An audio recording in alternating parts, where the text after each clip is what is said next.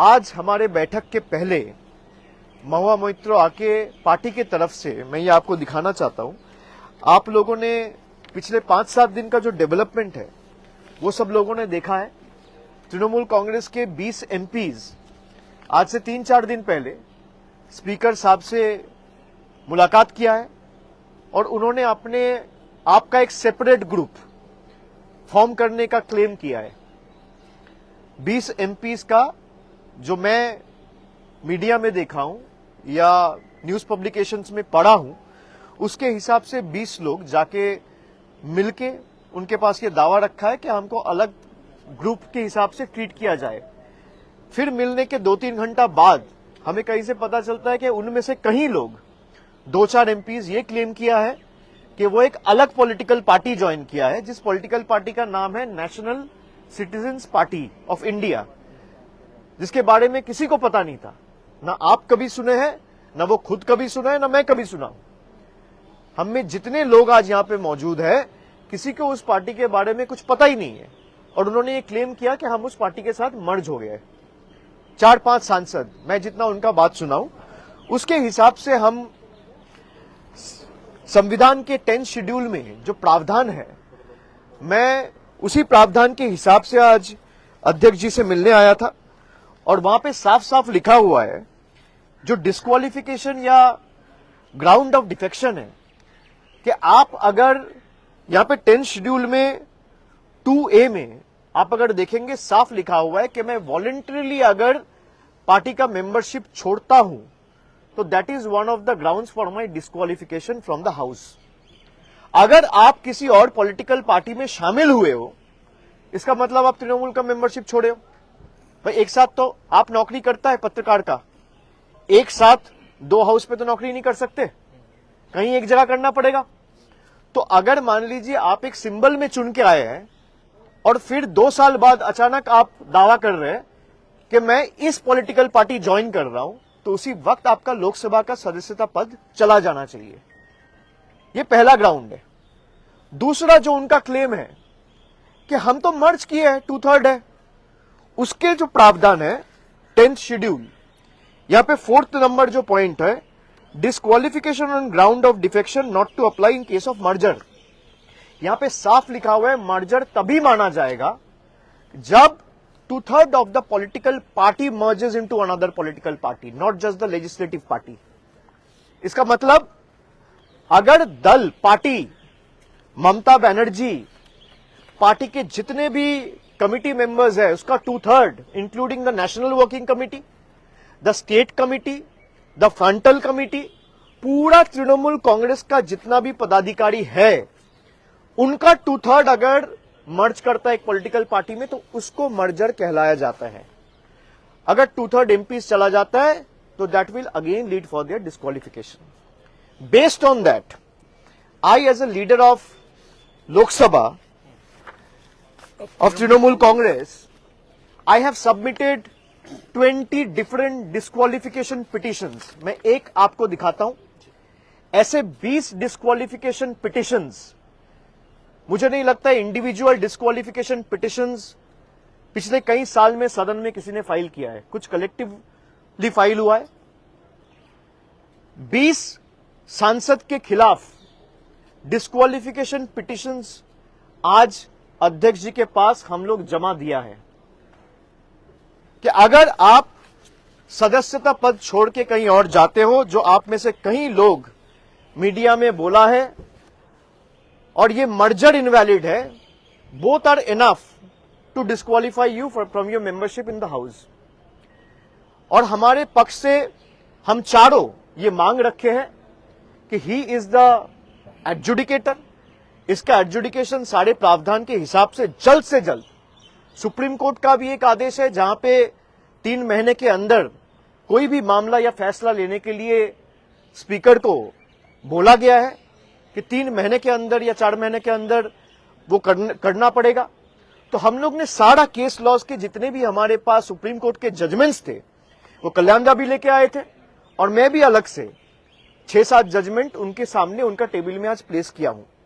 जितने भी 10th schedule लेके जजमेंट है सब इनके खिलाफ है। जो ये सेपरेट ग्रुप वाली ये ग्रुप क्लेम कर रहे हैं कि हमारे सिटिंग अरेंजमेंट अलग हो, हमारे लिए चीजें अलग हो, हमको अलग ट्रीट किया जाए, हमारे में से किसी को लोकसभा लीडर चुना जाए, हमारे में से किसी को चीफ व्हिप चुना जाए, हमारे में से किसी को डेप्यूटी लीडर चुना जाए, ये हो ही नहीं सकता। सबसे पहले आप डिस्क्वालीफाई होंगे। अगर इनमें थोड़ा भी इंटीग्रिटी है तो अपना पद छोड़ दे। पद छोड़ के लोकतांत्रिक तरीके से, भाई आपको तृणमूल से दिक्कत है, जो सांसद तृणमूल छोड़ के अभी एनसीपीआई में गया है वो तो यही कह रहा है कि हम पार्टी से खुश नहीं है। भाई तो अपना पद छोड़ दीजिए, कोई मना नहीं है, कोई रोक के नहीं रखा है। अगर आप सच्ची में पॉलिटिक्स में इंटीग्रिटी में विश्वास रखते हो, ऑनेस्टी में विश्वास रखते हो, तो कौन मना कर रहे हैं? आप छोड़ दीजिए, चुनाव होगा, आप बीजेपी का टिकट में, एनसीपीआई का टिकट में, कांग्रेस का टिकट में, तृणमूल का टिकट में या सीपीएम का टिकट में लड़ा जाएगा।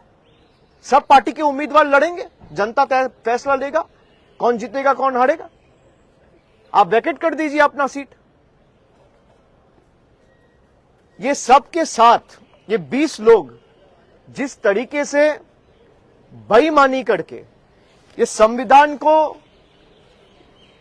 एकदम डिसोबे करके, डिसरिस्पेक्ट करके, 10th शेड्यूल का धजिया उड़ा के, जिस तरीके से लोगों के मैंडेट के साथ खिलवाड़ करके उन्होंने अपना जमीर, अपना सम्मान और अपना ईमान बेचा है, बंगाल के जनता इनको कभी माफ नहीं करेंगे।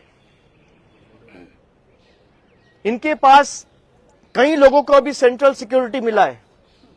जरा बोलिए, आप सेंट्रल सिक्योरिटी लेके अपने लोकसभा क्षेत्र में जाइए, कोई आदमी नहीं मिलेगा जो इनके साथ खड़े हैं। किसी को ईडी से बचना है, किसी को सीबीआई से बचना है, किसी को पैसा मिल रहा है, किसी को धमकाया जा रहा है। और जब मैं कह रहा हूं पैसा मिल रहा है, धमकाया जा रहा है, आई हैव कॉन्क्रीट प्रूफ। नहीं तो कोई भी सांसद अगर मेरा बात को उनको ऑफेंसिव लगे, they should file a case against me, I will prove it before the court of law what I have.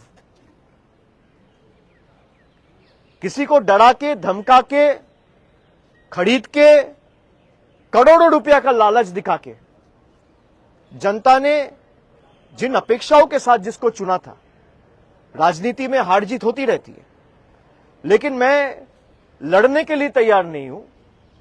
मैं घर से निकलूंगा नहीं, मैं बीजेपी के साथ लड़ूंगा नहीं, इसलिए बीजेपी के साथ हाथ मिला रहा हूं, अपना जमीर बेच रहा हूं। जो इस तरीके का राजनीति में यकीन करता है, बंगाल में उनके लिए कोई जगह नहीं है।